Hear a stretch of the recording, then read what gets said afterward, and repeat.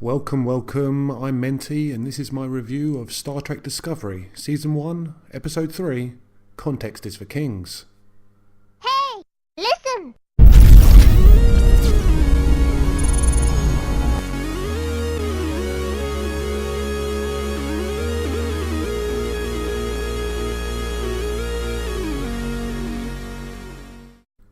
With Burnham now inbound to her prison planet to see out her life sentence for mutiny aboard a Federation shuttle with 3 extremely cliché criminal cardboard cutouts, I'll admit I wasn't that enthused with the beginning of this episode, and there would be a number of moments that I felt didn't quite hit the mark and raised a few eyebrows as a result.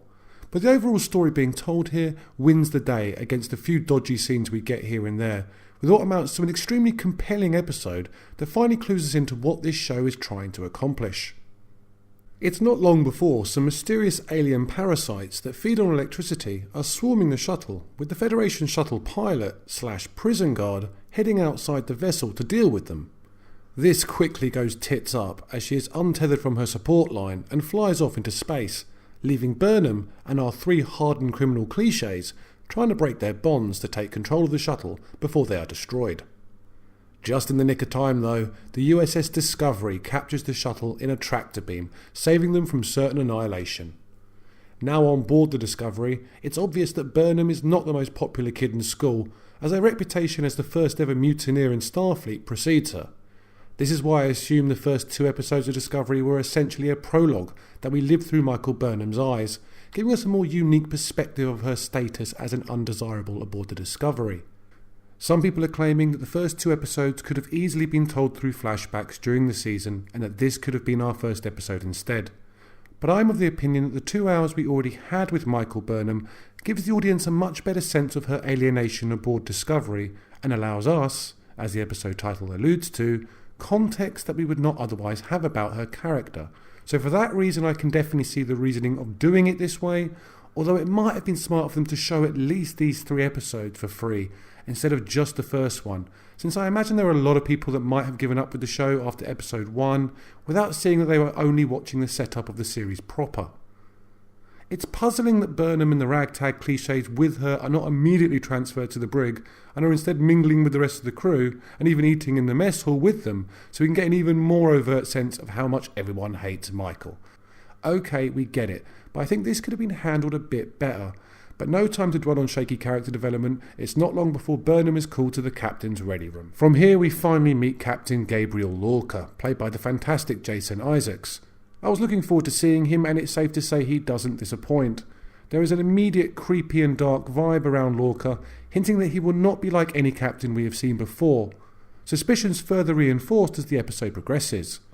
I go into a bit more depth on the motives and affiliation of Captain Gabriel Lorca and his possible connection to Section 31 in a separate video, so make sure to check that one out if you're so inclined.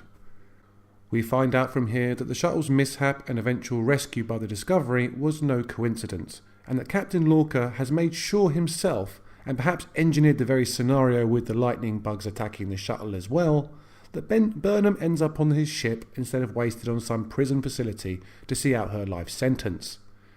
Lorca tells Burnham that there is important work to be done related to defeating the Klingons, and that Burnham will be assigned quarters and put to work as her expertise should not go to waste. Burnham declines, but Lorca is obviously not a person that takes no for an answer.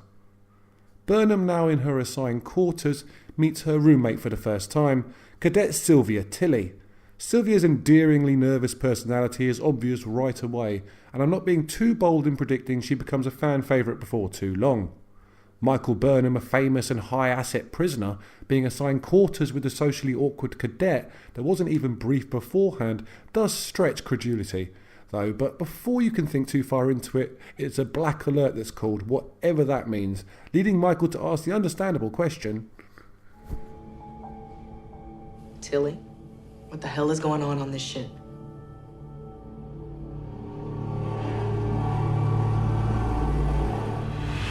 From here we get an awkward run-in with Saru, who is now the first officer of the Discovery. Unlike most of the rest of the crew, he is not openly hostile with Michael, but gives off an air of more of a disappointed parent before informing her, I intend to do a better job protecting my captain than you did yours.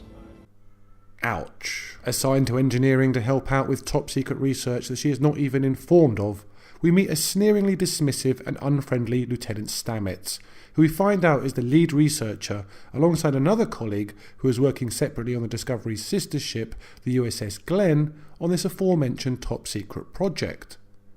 Other than Saru and Michael herself, it does feel like the rest of the Discovery is operating under a disadvantage here, since we have no emotional connection with them yet.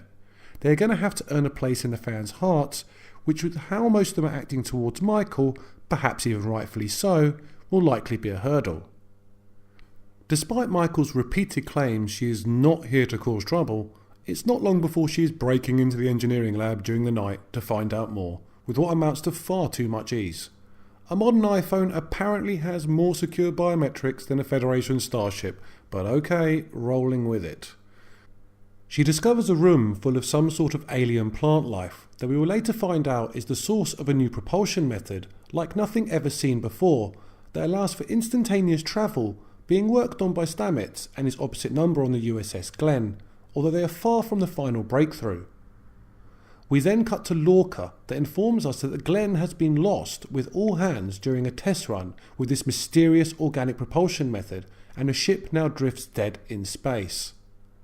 Lorca tells Stamets to take a boarding party, including Michael, to the Glenn to secure the top secret research, and from here we are treated to a Cronenberg-esque horror adventure as the boarding party find the mutilated remains of the crew. But that's not all, when we see that Klingons have also boarded the ship, seemingly after realising she was dead in space, and to steal whatever technology they can. The Klingons haven't had much luck either though, and they now lie dead, having been attacked by some sort of monster. Cue action and dread as the boarding party manages to get off the ship with the technology they came for, but not before some extremely close calls with the aforementioned monster. Michael basically saves everyone, finally proving what an asset she can be, because of course she does. Back on Discovery, Lorca offers Michael a place on the crew, which she initially declines again, before he then gives her a demonstration of what the technology that took out the Glenn is actually capable of. We are then treated to a pretty awesome scene where Michael seemingly transports instantaneously between many different planets, showing off the true potential of these spores that seemingly connect all matter in the universe. With the episode coming to a close, we are offered two more interesting insights into Lorca when we find out that the Cronenberg horror that had been on the Glenn has actually been transported aboard the Discovery into a containment chamber in his ready room amongst other strange remains of creatures, although this thing is still very much alive. We then join Saru in the mess hall as he watches the shuttle with the three cliché prisoners I mentioned earlier go into warp, seemingly on their way to another prison facility, but it's here we see Saru sense death, as he explained he could in the first episode, leaving us with the assumption that Lorca never had any intention of letting them survive, and further painting his character as a potential future antagonist, possibly working for Section 31 even. Again, go and watch my dedicated video on that if you wish to learn more. This is our first look at Discovery proper, and gives us a far more insight into what the show will be going forward.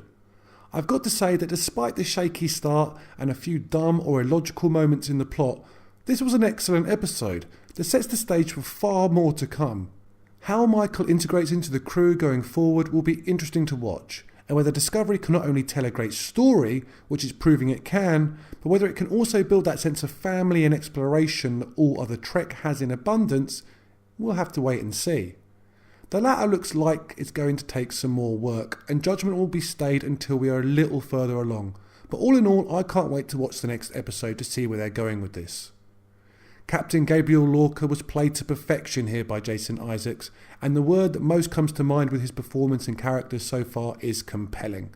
He definitely has a dark side, but how far they're willing to go with that, and whether getting more context on Lorca's true motives will be enough to see things from his perspective, we'll have to wait and see again. I do hope that those that might have given up after the first episode, which I enjoyed but I know has split opinion, come back and check this episode out and see if it's more to their liking, because I feel we might have a potential winner on our hands here. I give Context is for Kings a very respectable B+, and can't wait to see what Discovery has in store for us next week. As always, thanks for watching, and if you enjoyed this video, don't forget to like, comment and subscribe, if you are so inclined of course. And also to check out my video that goes a bit further into depth with what's happening with Gabriel Lorca and his possible connection to Section 31. Until next time, live long and prosper, and peace out peeps.